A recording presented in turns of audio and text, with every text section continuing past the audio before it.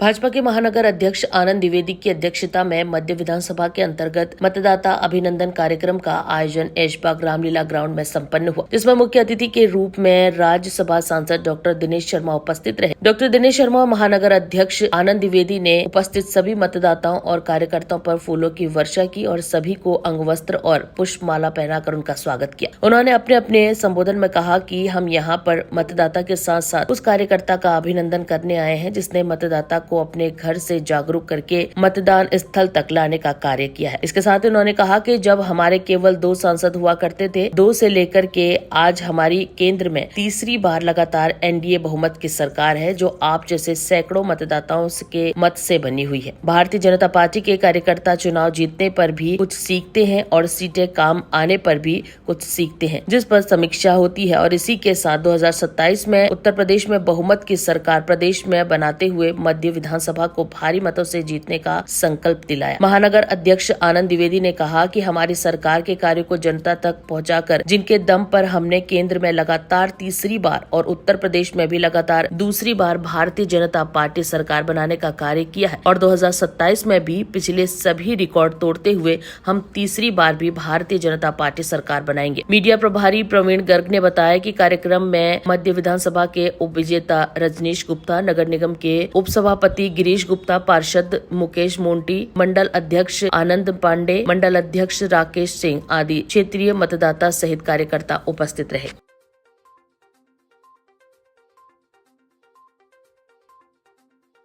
BJP द्वारा मतदाता अभिनंदन समारोह का आयोजन किया गया, क्या कहना चाहेंगे?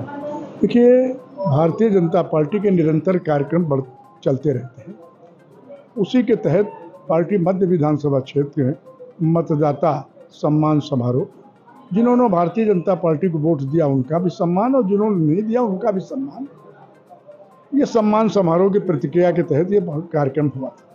दिनेश शर्मा जी आए थे, कुछ बिंदुओं पर चर्चा हो गई कि उनको चर्चा हो गई? जिन्होंने डॉक्टर साहब हमारे आदरणीय हैं, माननीय हैं, उनका मार्गदर्शन हम सबको मिला है, उनका आशीष वचन मिले हैं। उन्होंने हम सब कार्यकर्ताओं को एक जोश दिया है कि कहीं निराश मत हो, जो हम कहीं से चूक गए हैं, विधानसभा हम हार गए हैं, तो आगे 27 में हम पुरजोर से विधानसभा फिर जीतेंगे। मध्य विधानसभा भारतीय जनता पार्टी का एक गढ़ है और गढ़ रहेगा। मतदान अभिनंदन कार्यक्रम का आयोजन किया गया था, आप लोग यहाँ पर आए थे, काफी संख्या में महिलाएं थी, क्या कहना चाहेंगे? भारतीय जनता पार्टी कार्यकर्ताओं की पार्टी है और पार्टी हमेशा महिलाओं का सम्मान और कार्यकर्ताओं का सम्मान करती है। यहाँ कार्यकर्ता ही सर्वोपरि है। कितने लोगों का सम्मान किया गया? हजारों की संख्या में भीड़ थी और हमारे माननीय दिनेश शर्मा ने, रजनीश गुप्ता जी ने, विधायक जी ने काफी सम्मान किया, कार्यकर्ताओं का उत्साहवर्धन किया और भारी संख्या में भीड़ थी।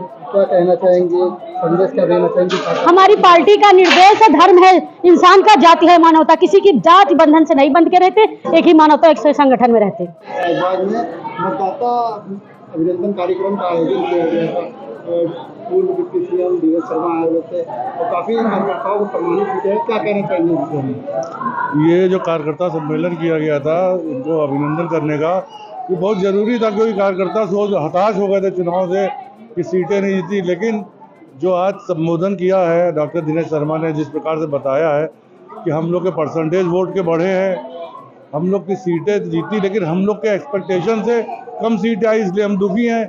उनके एक्सपेक्टेशन से ज़्यादा सीट आ गई, इसलिए वो हंस रहे हैं।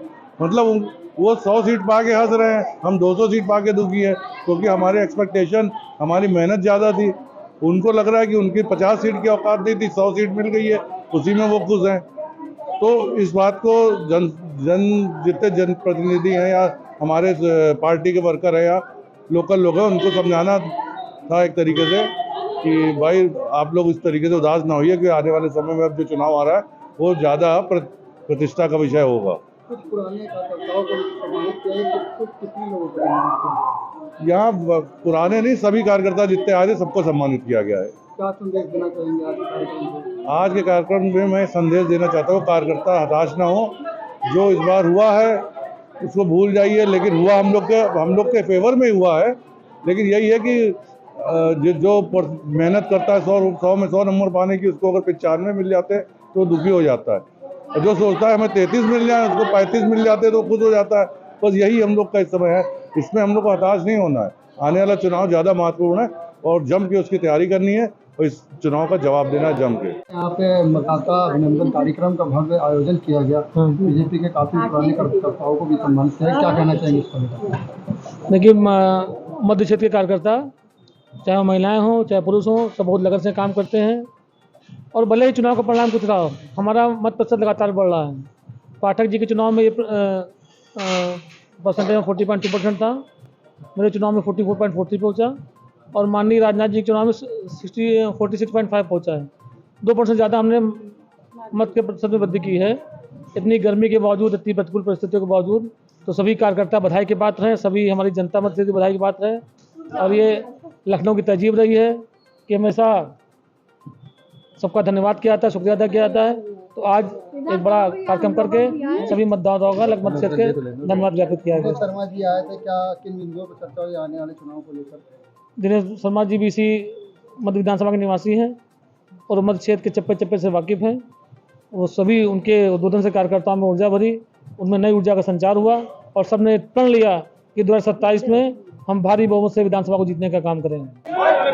आज भारतीय जनता पार्टी कार्यकर्ताओं के मध्य मंडल का सम्मेलन था और जो हमारे कार्यकर्ता चुनाव में लगे रहे उनका एक तरीके का सम्मान समारोह रहा है और मुझे खुशी है कि भारतीय जनता पार्टी का कार्यकर्ता कभी हार नहीं मानता और सबने संकल्प 2027 का लिया है और उन्होंने तय किया है कि 2/3 बहुमत से विजय को प्राप्त करना है। तो कुछ लोगों को सम्मानित भी किया गया।